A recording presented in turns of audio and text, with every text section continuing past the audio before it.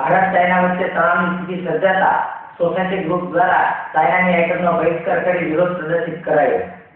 Bharat China વચ્ચે ચાલતા તણાવની સ્થિતિમાં મિલિટરી સોસાયટીના યંગસ્ટર ગ્રુપ દ્વારા ચાઇનાની દરેક આઇટમનો બહિષ્કાર કરવા માટે વિરોધ પ્રદર્શિત કાર્યક્રમનું આયોજન કરવામાં આવ્યું હતું, જેમાં યુવાનોએ ભારત માતાના જયઘોષ સાથે ચાઇનીઝ આઇટમનો બહિષ્કાર કરવા નગરજનોને આહવાન કર્યું હતું।